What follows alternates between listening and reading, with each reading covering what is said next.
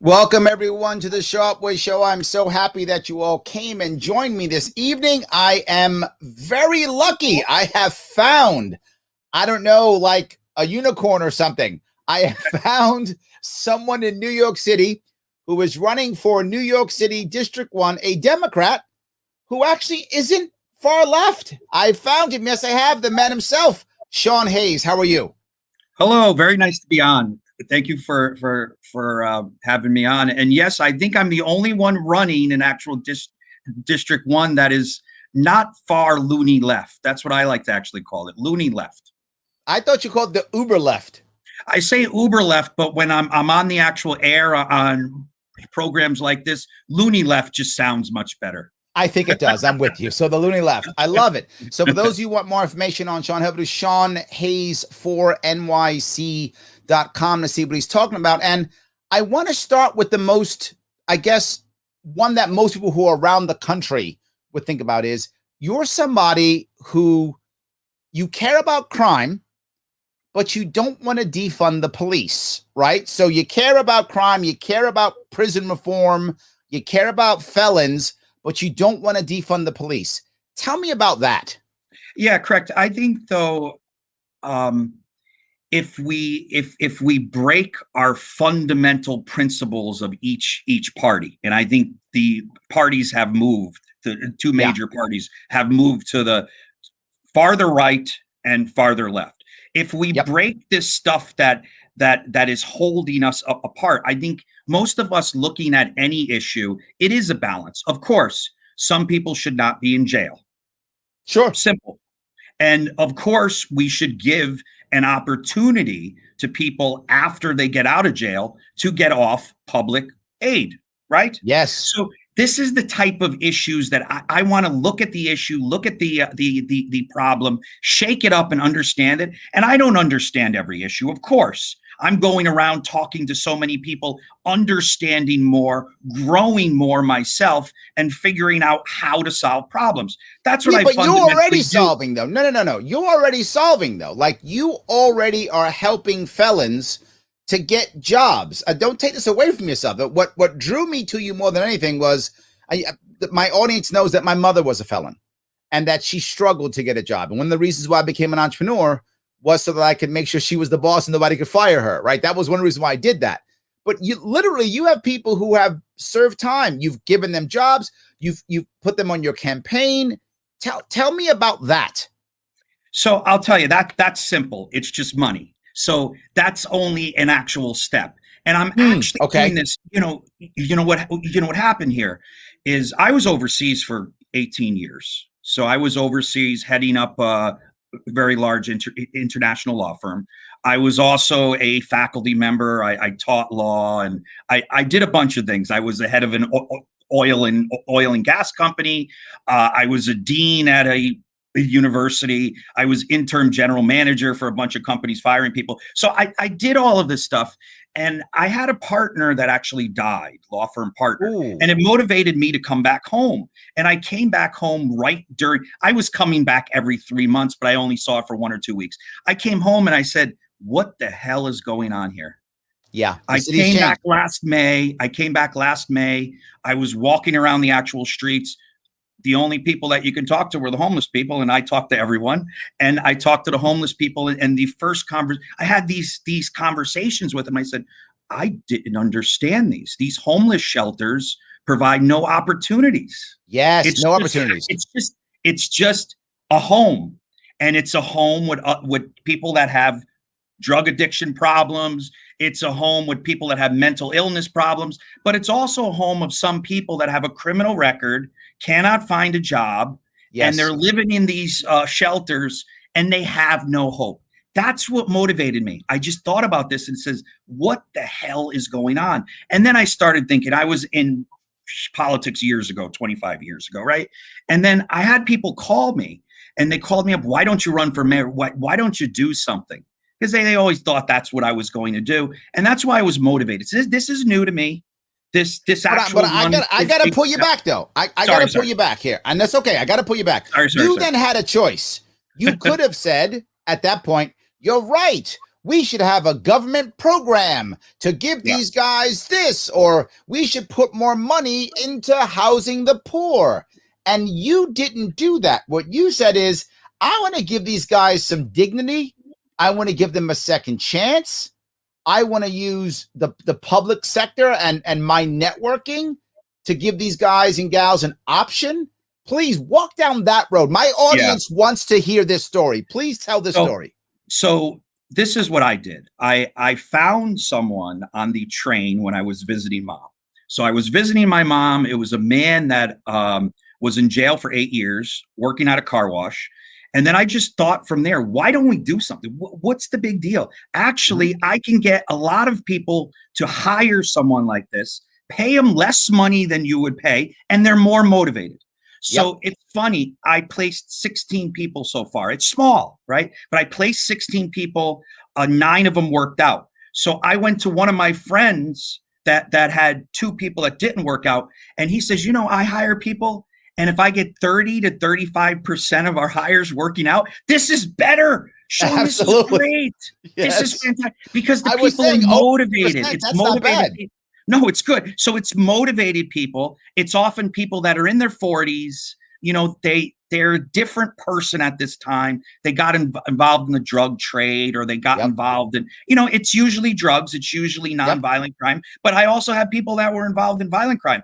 I have one person that's working with me every day who was in jail for 32 years. He gets out of jail. He gets $40 in a bus ticket, and he goes to the shelter. I said, oh my God, they're all drug addicts here. My God, he doesn't want to be in a shelter. Right. He's looking every day at actual apartments that he can get. He doesn't want to be on public aid, but he doesn't have the tools to understand what he needs to do to succeed. And now there's a second group of people. Now this is someone who's hungry. His name's Parrish.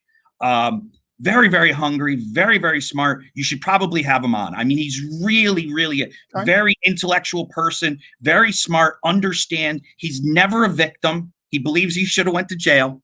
He's not a victim of anything. And he doesn't know where to go. He doesn't know what to do. And I can see progress every day. The second group is people that lost hope. I was in that. So there's sometimes that losing hope leads to drugs. Yes, self-destructive behavior. That's right. Yep. So I met one person like that was taking K2 when I was going around getting signatures. So he's taking K2. And I said, what's wrong? I'm not a small guy. I'm not afraid to go into the projects. I used to play football. So I go in with a couple of guys from Harlem that I know, friends of mine, one's a pastor from Harlem. And we just talk to people that look like they're in trouble and try to figure out, try to learn. It's actually selfish. I'm learning for myself. What's the problem? Because I really want to solve those problems, not necessarily that person's problem. Sometimes you just can't. But I had one person that says, I was working at a good job. They found out that I had a criminal record, and he got fired and he gave up. That was exactly my mother. Gave up. That is the reason why I became an entrepreneur, because my mother was a hostage. She couldn't say anything, do anything, and every day she was worried because she had to lie on the form or they wouldn't have hired her. Yeah. So of course he did the same thing. He lied on the form. He said he was not a felon. He lied because how else can you get a job unless you lie? The system makes you lie. Yeah. So absolutely. And what I thought of is I could start it slow. I want to experiment with this, right? I don't want to spend government money that's wasted government money. I'm not the type of guy. I believe most of the government, like a libertarian, most of the government, most of the trouble that we have should be funded by charities, right? And we need to have accountability will come through charities, face to face. I think who does a great job. Utah does a fantastic job because of the church. They have food pantries and they have face to face. They do a great job with that.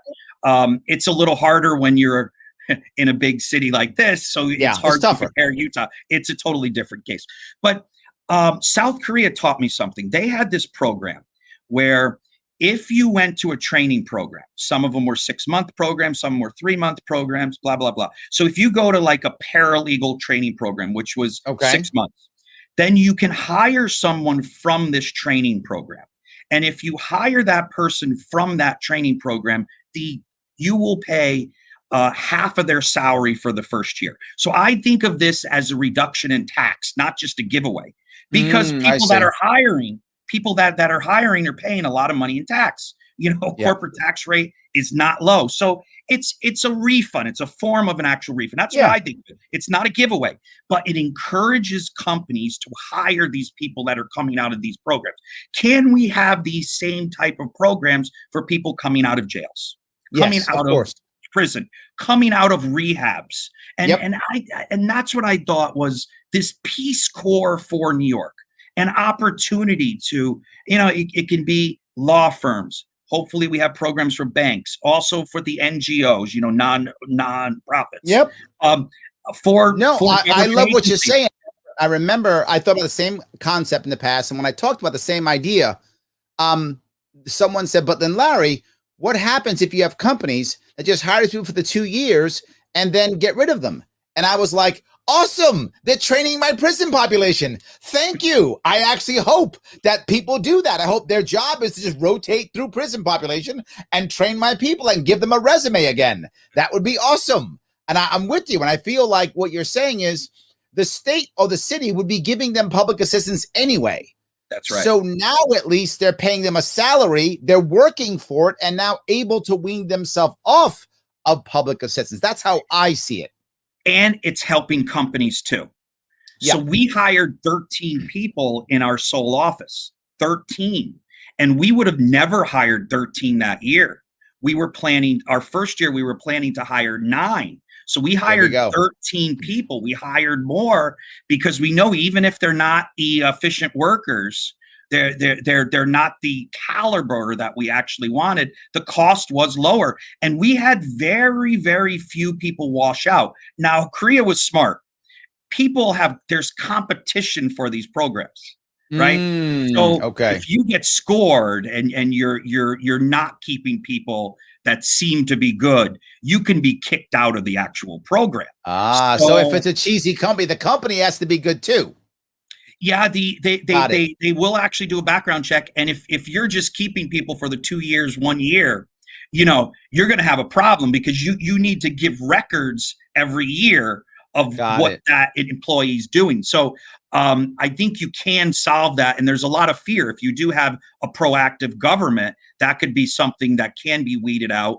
And we had to fire people. There was never an issue, but we never used any foul play, and we were afraid to use foul play, right? So let me grab a couple comments. A lot of comments here. Jimmy Lee says, great guest, Larry. He won me over already. You have Send a fan. me money, please. Did you actually want the bank account number? If I actually won you over, please. I'm joking with you. I'm joking. I'm self-funding this. Don't send me any money.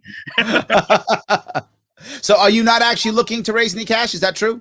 Nothing. I can do this very frugally. I'm not taking matching funds. I think when we have no matching funds going up by 10%. We have a budget going up by 10% each year. The matching funds program is a scam. It's a complete scam to give money to your friends and family. That's it. And I don't have any friends and family, so I don't have that problem. I'm only kidding. Easy day. I love it. I love it. Easy day. I appreciate that. Good. So looks like Bridget says, yes, thank you. We need people like you throughout the country. How do we find them everywhere? So you're winning. Sean, you're doing something right. It's great. It's great. My people are loving you. Andrew says, does he agree with everything Andrew Yang says with his policies and his conduct? Is he willing to be bipartisan in this city council? So I guess what Andrew's worried about is, Andrew Yang's been a bit aggressive in what he's been saying. And I think what Andrew's asking is, are you prepared to be bipartisan? New York City, as you know, has been very partisan, and the Republicans basically don't get any play at all in the city. Andrew's asking, are you prepared to be bipartisan? That's why I'm here. I'm someone who wants to bridge that gap and actually lead through reason. I think we can talk to people of different viewpoints and actually come to answers that make sense. I don't think it needs to be just right or left or black and white. And also we can take things step by step. So Yang, I believe, and I'll always be frank, I'm going to be frank about him. I think he's just going to pander to anyone he thinks that would vote for him. So I think Yang is the typical type politician, and that's exactly what I don't want. I don't want our actual government filled with politicians. When everyone says to me, I have a lot of people, "Oh, you're a politician now." Your answer, what? No, I'm not a politician. I don't want to be a politician. They just insulted you. No, you insulted me. I want to solve problems, right? I actually want to look at a problem. I want to shake things up. I want to understand that problem. I want to learn from other people. And from that, I want to come to answers to problems. And my website focuses on that. I don't believe I'm even always right now. Sure. I'm still learning and I'm evolving with viewpoints.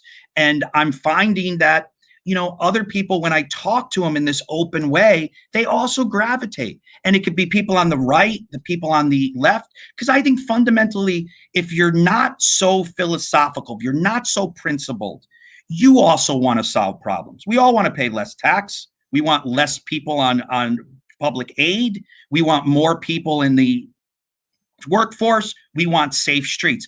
What most people don't care about is these tag phrases: fund the police, refund the police, or defund the police. Neither of them. It's pandering to low information voters. That's all. And this pandering is hurting us. That's what I believe. Okay. Sorry, David, I can talk a lot. No, don't worry. David says, I worked in the court system 10 years, and the system keeps these people in the system and in poverty. Yeah, so there we go. I agree.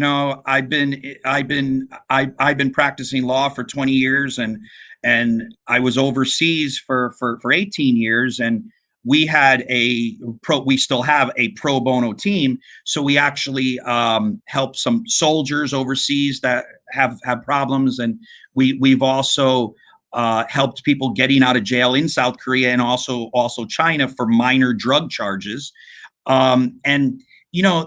If you don't get that real person who cares with a helping hand, people will go back to crime. Yep, they will. It's as simple as that. Or they will muddle along and just take government money for the rest of their lives, and they'll stay poor. So I think the system itself is built behind supporting charities. So we have all these charities and these charity businesses. We always say nonprofit, and that's a bullshit word. Sorry to swear. I don't know if this is a no swear. You can. Don't worry. You can swear all you want. I swear a lot. I think what they did is they built this system that just wants to keep people homeless, wants to keep them in the system, wants to keep them to rely on the system so the charity will flourish. And if you look at the line items on the budget, money going to this nonprofit and this, it's all nonsense type of social awareness type charities. They're educating people on the blue duck from blah, blah, blah. I'm joking, but it's all this type of nonsense. And we have $50,000 going to so many of those in these line items. Tons of them. I see it all the time. Think about the homeless program that we have. We spent more money on homeless and we have more homeless. So why don't we have programs that reward companies for making people not homeless? That would be great. I love that idea. Andrew says he just liked your campaign page. If he could vote for you, he would. Andrew's upstate, so he can't vote for you, but he says he would. So that's nice. So yes. Invite me out to an actual meal. It's the same. I'm happy to go out to a meal. Invite me up there. We'll have dinner, lunch together. There we go, Andrew. Done. Matt says, if you pay your debt to society, that should be the end of your punishment, he says. We need to stop punishing those that made mistakes and have tried to turn life around.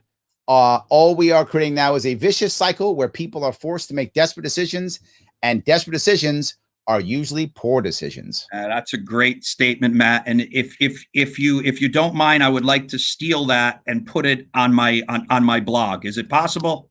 Thumbs up. Take it. Yes. Matt's fine. Happy. Oh, good. Matt's happy. Matt's on the show often. He gets it. Absolutely. 100%. The Liberty Shamrock likes you. She says, "What a dynamic guest, Larry. Thanks." Well, look at you. I You're love winning. the Irish, and it always happens with the Irish. The Irish always likes me. I also have Italian blood into me, so I also hope I can get some nice comments from someone from. There we go. Italy, Matt, or their says, grandfather was from Italy. There we go, Matt. Good. There we go. He says, feel free. So I want to go to another piece if I could. And that is your right coming up here now is ranked choice voting. Ranked choice voting in New York City is good for the primaries, which is going to be you coming up here in June. Do you have a view on this either way? Do you think it's going to help you, hurt you, not matter? Do you have a feeling on it? I have a feeling on it. All I want to do is win. So of course, I think scoring second, scoring third, or scoring fourth, and I don't know. I would like to see afterwards if it's going to change the outcome of any race and how it changed the outcome. We're not focusing on it at all. Okay.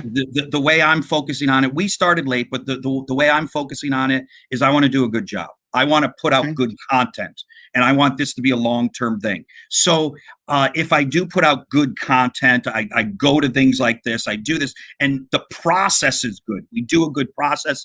And if it doesn't end out of us winning, it doesn't end out with us winning. So that's the way I'm actually looking at it. We don't want to play any games. We're not pandering. I believe we're the only candidate in the city that produced a newspaper. So we have version 2 of the actual newspaper that has substantive articles. Most candidates are very fearful of putting substantive articles out because people can criticize them. So all they want to do is say, this is the best speech. You hear this all the time. I support affordable housing. I will fight for affordable housing. We all need to fight for affordable housing. When they say that, they have no plan for affordable housing. But right? You have a plan, though, and I want to talk about this. Your plan is similar to a libertarian who I spoke to, believe it or not, in Kentucky. You have a similar plan, and your plan is dealing with property tax in New York City. And you're saying if you are either a senior, disabled, or a veteran, and you make less than $70,000 a year, you should pay no property tax. Correct. And this would be, we have a budget in the city. Hold on, and you're a Democrat, right? I am. Yes, I am. I'm blows my mind. I'm in the mold of a John F. Kennedy. John F. Kennedy cut tax. Okay. John F. Kennedy was a problem solver. Eisenhower today may be a Democrat too. So I think the parties have changed, and I think Trump, some of his policies are old school Democrat policies, and so that's why you say loony left, right? You say you're not loony left. So you're in this. So I'm sorry, I didn't mean to pull you off. I'm surprised. Talk to me about this $70,000. Why $70,000? Tell me about this program. $70,000 or less, you don't pay property tax. $70,000 is arbitrary, and I think that this should be state by state. But I think so this doesn't work in other states. 70,000. So if you look at our GDP per capita, it's about $90,000. So I wanted to take off from that 90, and I also wanted to do for people that could not earn more money, the type of people that do not have the opportunity to earn more money. And we need to think about this more. I'm thinking about this for the city, not for the state. So you have some people from the state. Upstate salaries maybe are actually lower, so we need to graduate it. So maybe it would be $50,000 upstate. So we would need to figure out what is about. I was figuring about 80% to 75% of the mean. Right. Got it. Okay. And figuring out what the actual mean is difficult. So I came up with a random number. 70 seems okay. It's well, not New York City. I mean, you're talking Manhattan. That's not a lot of money in Manhattan. It's not a lot of money. It is absolutely not. I have a rent of a small 1-bedroom. I pay $3,500 for. Yep. So I mean, it's. You can also see the view of my office. We're in One World Trade Center. If anyone wants to go up, that is the Freedom Tower. For those of you who don't know, that's the Freedom Tower. That's the Freedom Tower. That's right. Yes. So I love the idea, but you then added something which again surprised me. You were talking about, we have some large, and people don't live in New York City don't know, but we have large universities in Manhattan. We have large universities. We have NYU. We have Columbia. And you're about, you know what? They're not paying taxes. Let them pay property tax instead. So yeah, absolutely. And I think the fair way to actually do it, and I put up an absolute for rich universities. And that was also, in actuality, I would roll that back and say, when an actual university over a certain threshold, and we have to figure out what these large universities, profitable universities are, if they're in a business outside of education, such as the real estate business, NYU is in the real estate business. Yes. They buy a bunch of houses and they rent them to students and they make money.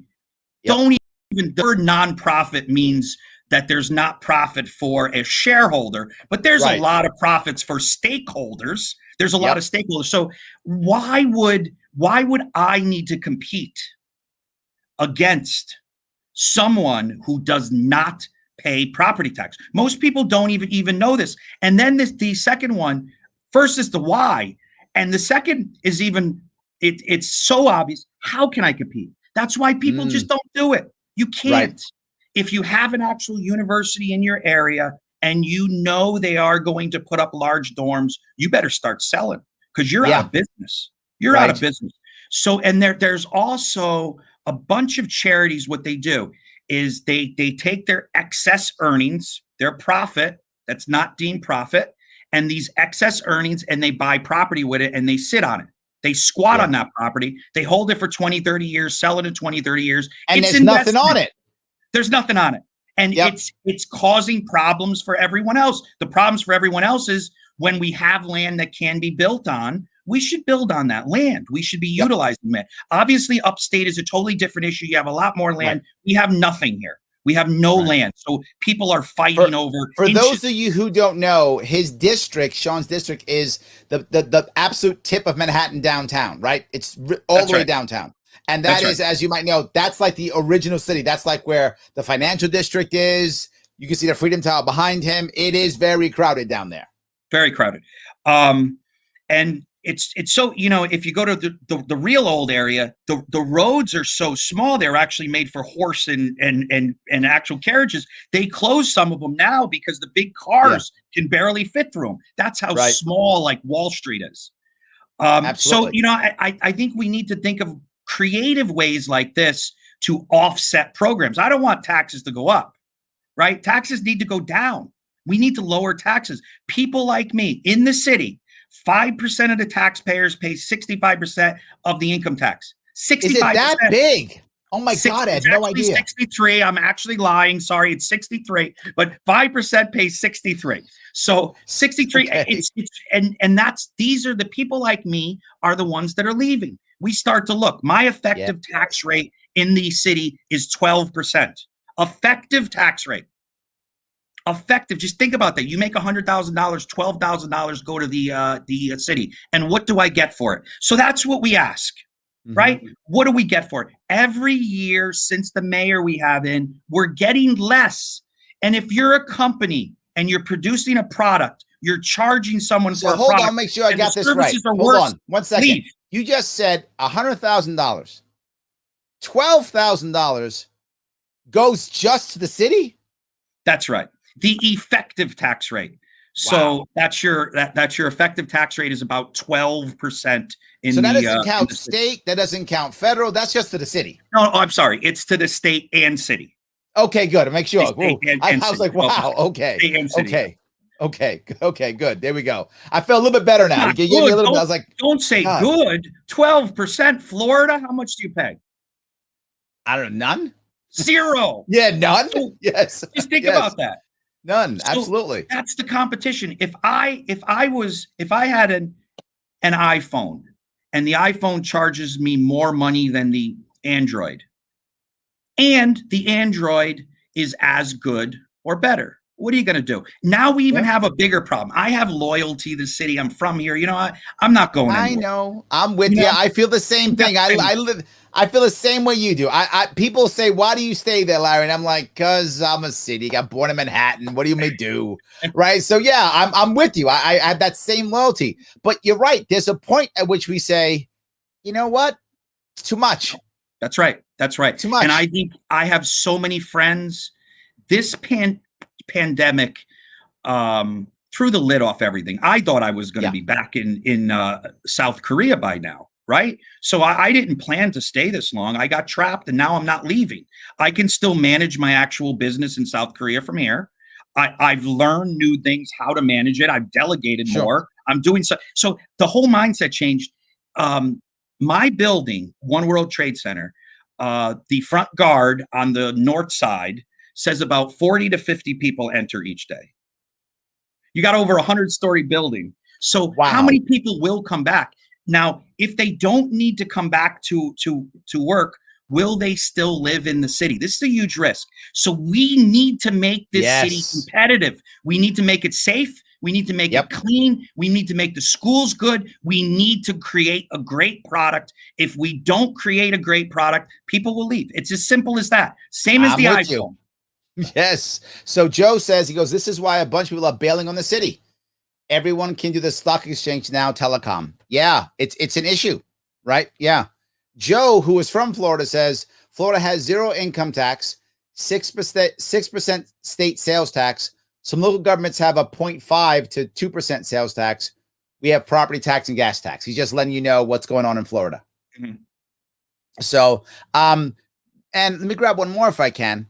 Let's see here. Bridget says, great plan. I want to move across the border to New York, but it won't be there in time for the election. I love dinner. There we go. See, that's the issue.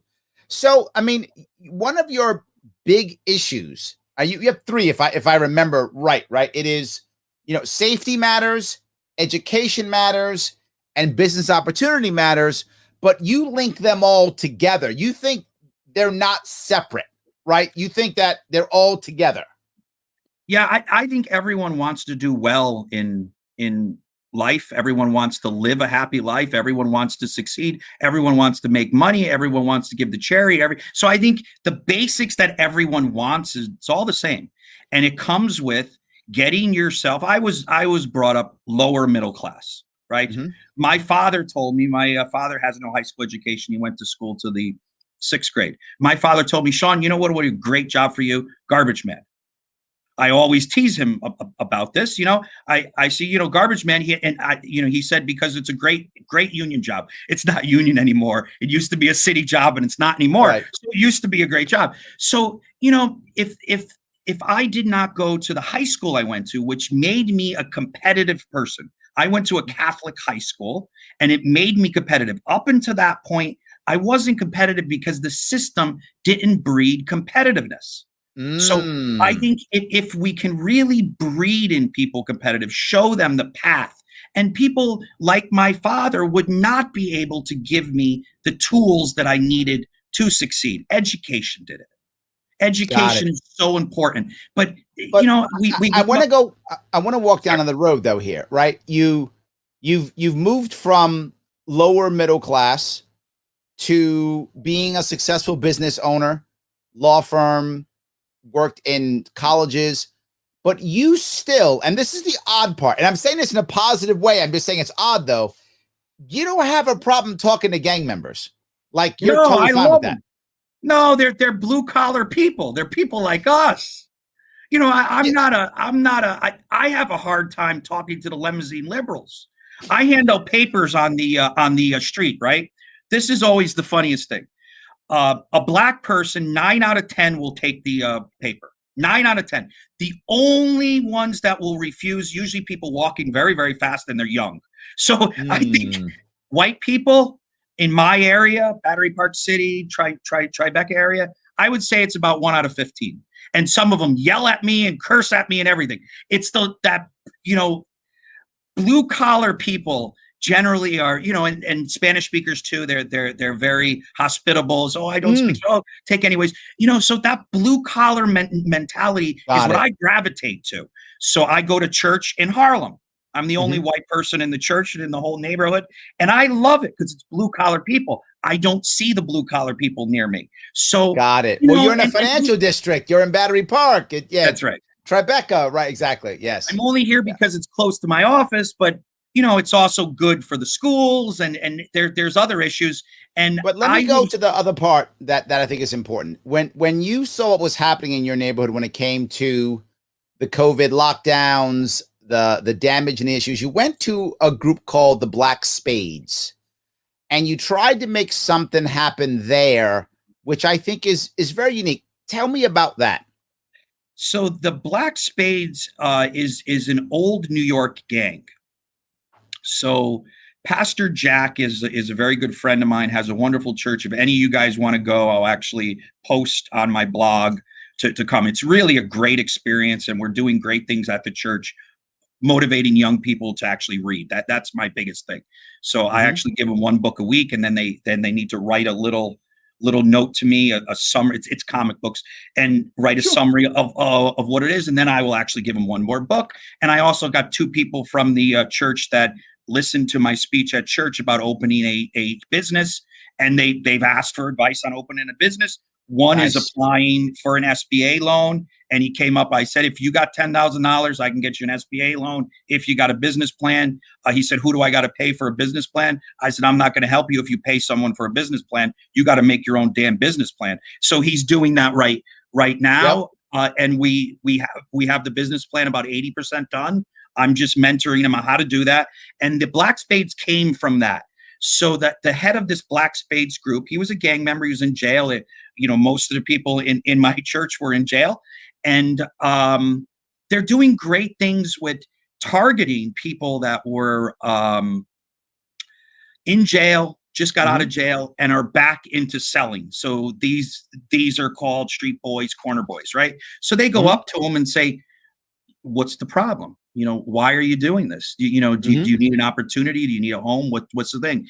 So the dynamic changes when I do it, because sometimes when black to black, you have more animosity. There's more, so I go up to everyone. They're so surprised that I'm not a police officer. And, I talk to people. That's exactly. I'm telling you, they look at you and they're like, are you a cop?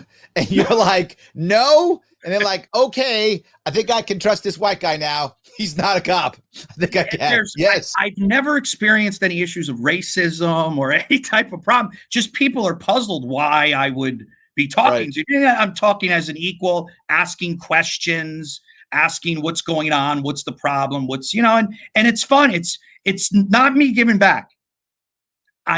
This is selfish. I'll tell you, I'm so blessed by this. I feel I'm 47 now. I'm stable. My life's good, and I can do something that I really love. I want to see people going from a bad life to a great life. Yes, and I see absolutely. it happening. And I can see the welfare system in of itself is breeding some of that. Yep. And we have 4 generations of people living in public housing. And when I talk to a lot of the people in the public housing, they believe that they even have a asset value in their public housing because they lived in it so long. And some people are saying, if you want to get me out, you should pay me $800,000 for the public housing that they're paying $200-300 for. So that's how bad it got. When you even hear this, for the average person not living in public housing for four generations, it sounds absurd. But when you start thinking of what happened to them, their only hope is more from the government. What can I get? And often talk about, we need to have understandings of what resources are available. So I change it and say resources are opportunities, right? Why is the actual restaurant next door owned by Koreans? I was in Korea a long time. I love to go into one of them because I can talk Korean to them. But why?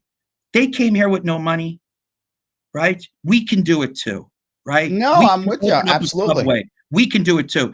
And it's working. The motivating language is working. The access, showing them SBA is working. That's why I'm doing it. And I love it. It's exciting for me. It's exciting. Gene says, asking questions shows that you actually care. Look at that. That's awesome. I love that. But I want to now move, if I could, to, there is a lot of people who are worried about Rikers Island, right? Some people want to shut it down. Some people don't want to shut it down. Some people want to build a local jail. Some people don't. And it seems like a very tough spot for me personally, right? Like, of course, it's the most violent jail in the country. So of course we want to do something. But I'm going to tell you know this already, Sean. So but I'd let the other people who aren't in New York City kind of get this so they can just hear where it is. There are people who are saying you got to shut it down because it's cruel and terrible, and you should build local prisons in every borough so that people can go visit their loved ones, which seems to make sense, obviously. But there's the other side of that, which is, do you want jails in your local area and not in my backyard, NIMBY? And what's the plan? Who's going to pay for it? And some people think they just want to get rid of that area so they can put wealthy people there and make it like condos and expensive housing. So there's a lot of stuff around it. It's not so obvious. Sean, do you have a view on this complex piece at all? I do, and I have a mixed view on this.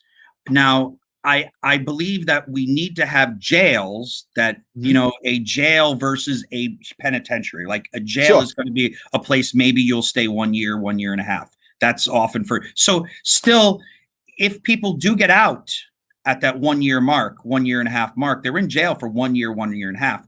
Rikers Island doesn't have many programs, and the facilities that they have are overcrowded and don't give programs. So that's my biggest concern about Rikers Island. So I was asked, should it close? Should it not close? Now, in the form that it is, it needs to close. It's not helping people rehabilitate. Now, you don't necessarily need to close it to fix it up. You can also gradually rebuild it. So I don't know what the proper answer is, but the answer is definitely the way it is, it's flawed. We have people that are just being warehoused, right? Yep. And that's wrong. Now, community jails, I don't believe in either. Because you know what the problem with these are? The fundamental purpose of closing Rikers Island, and always focus on the true reason to why they do it. They want to reduce the jailed population.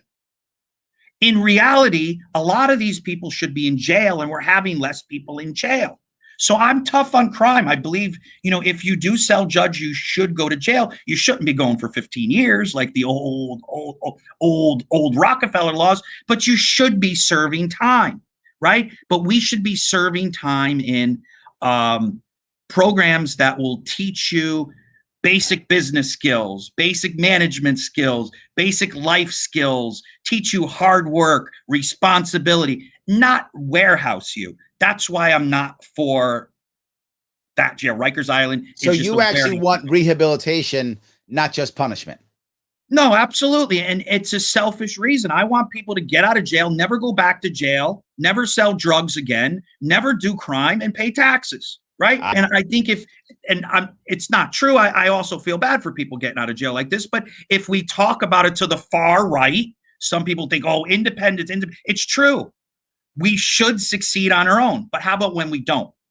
Right. So how do we save the most amount of money? It's through getting people on the right path. It's ultimately showing hope and showing the path to hope. That's all it is. That's what I think. Showing the path to hope. Now I'm stealing your stuff now. See, there we go. I like that. I'm stealing your stuff now. I like that. Showing the path to hope. That's good. I like that. Matt says, Sean seems like a really good guy. I really feel his connection to real charity, not the not-for-profit machine. Oh, okay. There we go. That's a good way to put it. Not-for-profit machine. I'm going to steal that one, Matt. There we go. Bridget says, you're right. Why do we punish the loved ones too? So she's worried about that piece. Yes. She says, you're a great guy in a messed up world. I hope you make it. You should run for president in 2024. Don't punish him, Bridget. Don't punish him. Look at my hair now. Look how much gray I have now. Don't punish him. Oh my God. Yes, 100%. So, all right. So I love the stuff you're talking about.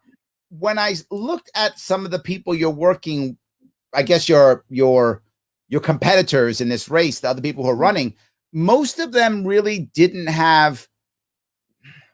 they don't really have policies. I mean, some do. One of them is talking about something which you agree with, which is the idea of super blocks. Tell me, I mean, most people who are not in New York City don't really understand super blocks or aren't in larger cities.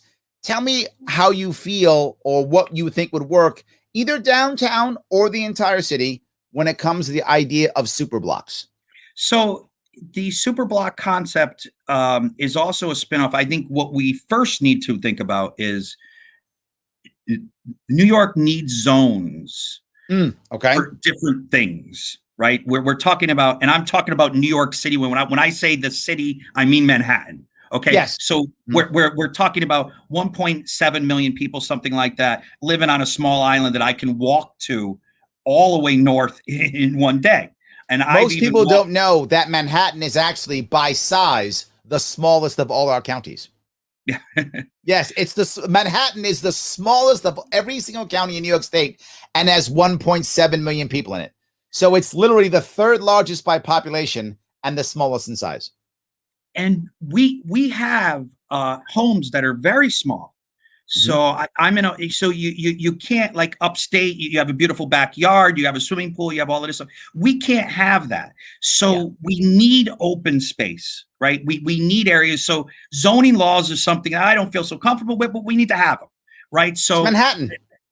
So I think what we need to do is we need to have certain areas for certain things, right? So we need to have certain streets that maybe are closed at a certain time for restaurants and stuff. And that's what we have now. It is going to cause traffic problems, and it's going to cause problems for Uber drivers and stuff. But, that quality of life issue is such a big thing. Secondly, I think we also need to have places where we can promote jobs and we can promote opportunities.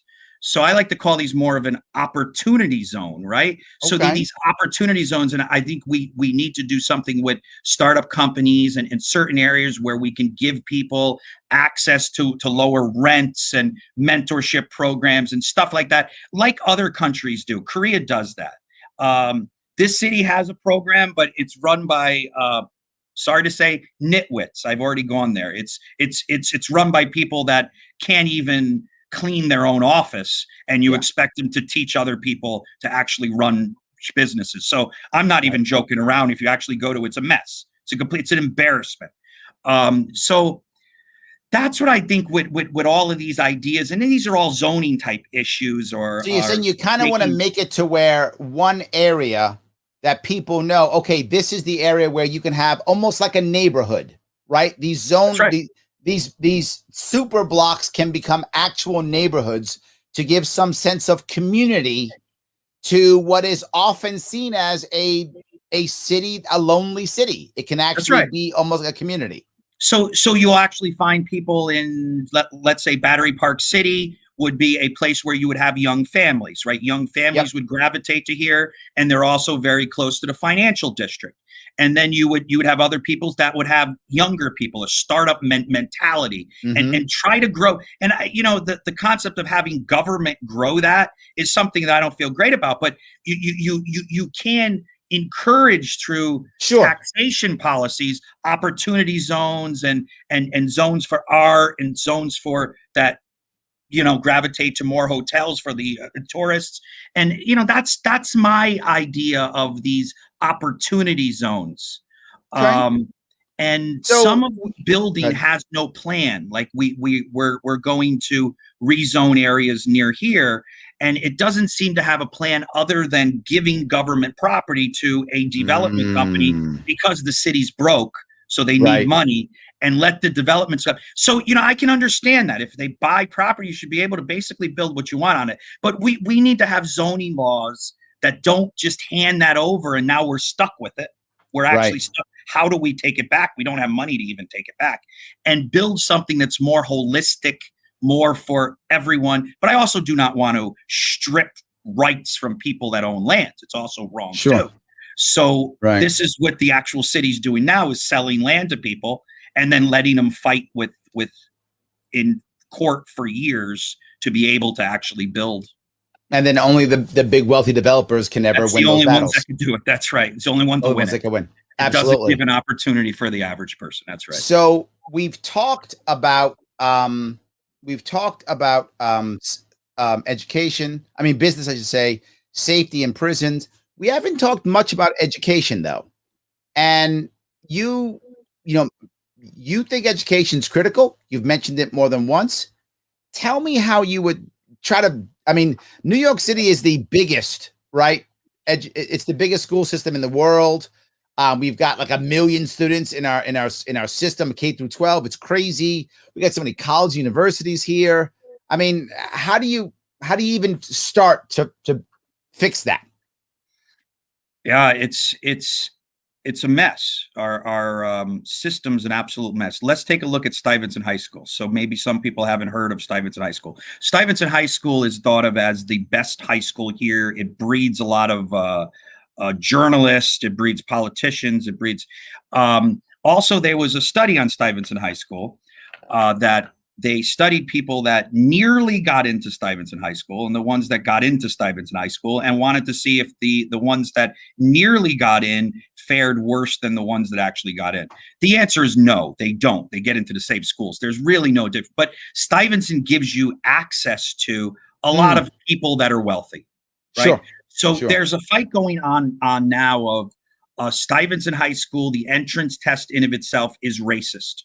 Right? It's racist because very few Black people have the opportunity pass this test, get this minimum score to get, it's not a minimum score, it's all scaled. So I feel for that. And I think in actuality, and a bunch of Asian kids get in, right? Wasn't that an issue? A lot of Asian kids Asian kids get in, Black kids don't get in. Yep. That's right. And there's a lot of Asian kids getting in that are not even from the United States. They'll go back to China. Actually, Chinese kids, there's a lot living in my building. I don't know what we can do about this, but it is an issue too that we have people that are using New York for the free education. However, we're also bringing in a lot of people into the apartment complexes and buying food and stuff that are spending a lot of money here too. So it's not just kick out the Asian kids. It's not that simple. So the problem I see with education, this city used to have good sports programs. Rice High School. Remember that? They used to have a good football program. They used to have a good basketball program and a good track program. Our city's almost non-existent now. Non-existent. Stuyvesant High School has no athletes. It's all people with big glasses, big thick glasses. I'm only joking. If you want to be an athlete, you got to go to the suburbs. That's right. So why can't we change this, the entrance process, like South Korea did, where South Korea said the economic opportunities are not equal. If you're from Seoul, you're going to have an easier time getting into Seoul University. Seoul University is the top university. I got my PhD from there. So I went to Seoul University. I'm very proud of that. But people from outside of Seoul were not getting in, especially from the really, really rural areas. So they opened up 10%. You got to have the minimum score on your entrance test, but you're able to actually get in 10%. Now, I'm not saying we should have a quota of people getting into it. But what we should do is, I think, open up 20% to people with special skills, athletic skills, art skills. A school needs a tuba player, a guy that plays the tuba. Open it up to more diverse people, focus on sports, get more people involved in a diverse education and not just people studying. Because what we actually find, great leaders, and that's what we need these days. Yes. AI is a huge issue. A lot of these technical skills and nerd jobs, as I like to call them, are going to be gone, and we need leaders.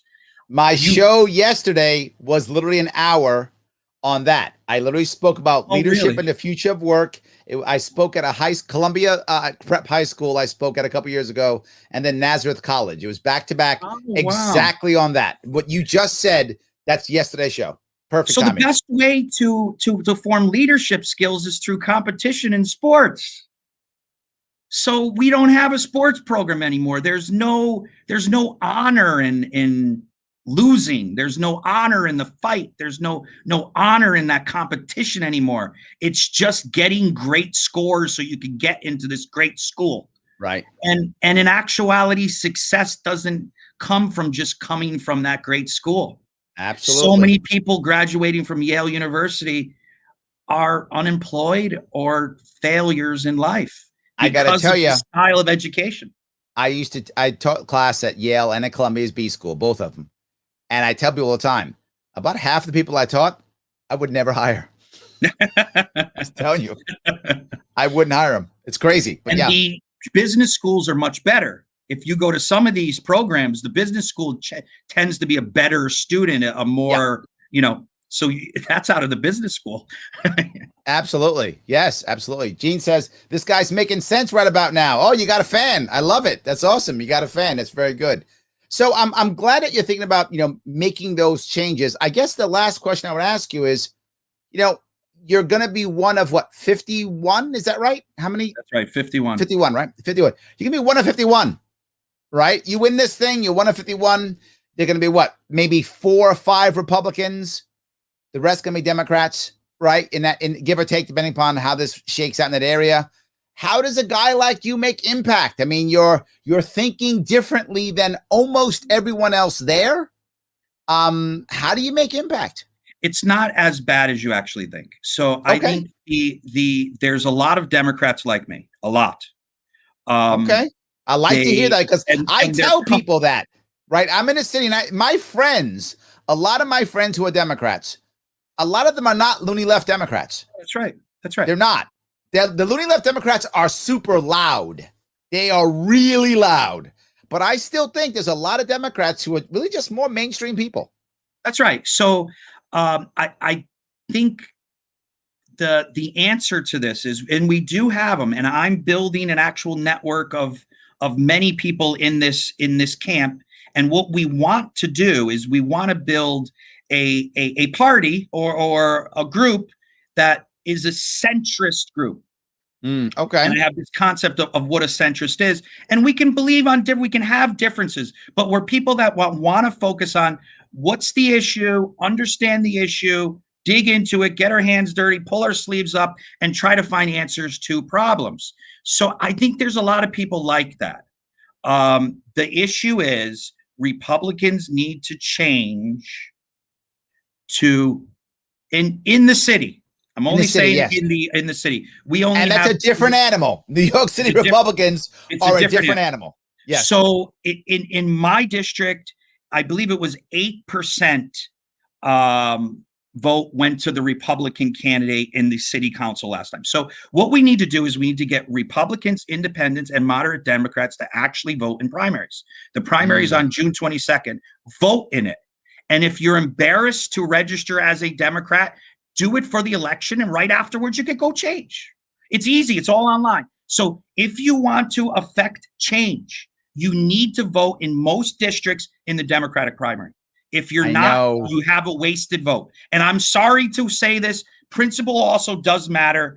And I was very proud when you got that 100,000 vote, and the jackass governor that we had now says you need to have, I believe it's 200,000. But that shows something. And I think your purpose for that was knowing that a Republican wouldn't win, and libertarians do have philosophies, and you wanted to push those philosophies. Maybe you were really not wanting to do it, or knew you were not going to do it from the inside. You're going to do it from the outside. You're going to affect policy that way. No, I say what you've said before in the past, and some people don't believe me. I'm glad you're saying it. I've said that New York City is over 70% Democrat. And our governor literally said, if you remember, Cuomo said, we're going to pick a new mayor in June. Yeah. Our election is in November. So even he's admitting that whoever wins the Democratic primary is probably going to be the mayor, because the Democratic primary is now, sadly, New York City. That's the election. The election in New York City happens in June. It's a Democratic primary because that's the person who's going to win. That's right. So you have options here. Secondly, if I do win, I will fight every day. I do everything that I do. I need to do it well. There we go. I will, and I will also pander to certain groups that I need to pander to get programs passed. I will do it. I will shake things up, but I will also deal with both sides, with every side. I'm willing to do that. And I think that's what we need to focus on. Can we make incremental changes? Maybe not the best that we have at the actual beginning. If I can get some programs to help people getting out of jail, to get off welfare, and to get good jobs, that in of itself would be something useful for the city. And if I push certain issues like lowering property taxes are also going to lower rental. And what we do through that is it's not actual town revenue will go down. We need to punish these schools for getting outside of their actual core. And we can have offsets of taxes that way. So that's why I if you see that the policies, I often have a balance there. And it's a way to attract multiple people to something that could be beneficial. And I hope we all can think more like that. Things are not absolute, and incremental changes can be good changes. So I know I cannot drastically change the actual system and the term, but I know if I get the opportunity, I will fight to make positive changes. And I believe strongly I can get people to vote for those positive changes. So I like it. All right. It's good. It's great. I appreciate it. Look, I want to thank everybody for giving me this evening. Is there anything I missed that we should have talked about that we didn't talk about before we wrap this up, or are we good? I think we should spend one more hour, and we could talk about everything else, and we could probably go on tomorrow too, and the next day, and then we could finish it. This was great. I'm only joking with you, but this was absolutely great. I'm so proud to be on your show. I followed you for years, and I was so proud when you got that 100,000 votes. And this is a real honor, and I'm a fan. So thank you so much. I appreciate that completely. Guys, if you like what we're doing, as always, please like, comment, and share. We love that you would do that. Check out Sean at SeanHayes4NYC.com to see what he's doing. If you want to help me out, there are two things you can do to help me out. One of them is you can take the Civil Protest and Civil Disobedience Survey, which is the advocates.org. Take that survey. They're my sponsor. The Advocates for Self-Government are my sponsor. Take that, finish that, and when you're done with it, share it, and now they're happy. Everybody's happy. And of course, you can always help me out. Head over to patreon.com/Sharpeway. Throw me 10 or 25 bucks if you can, so I can keep doing this show again and again and again. I have a team that helps take care of this, puts this stuff up, takes care of our TikTok account, takes care of all our stuff. That costs cash. Of course it does. If you want to help me out, you could always do that. I want to say thank you so much, Sean, for being here. Everybody else, thank you so much for watching. I will tomorrow night. I will have not a guest. I'm sorry. I'm taking your questions tomorrow night, and then Friday night I have a foreign policy debate with Destiny. I will see you all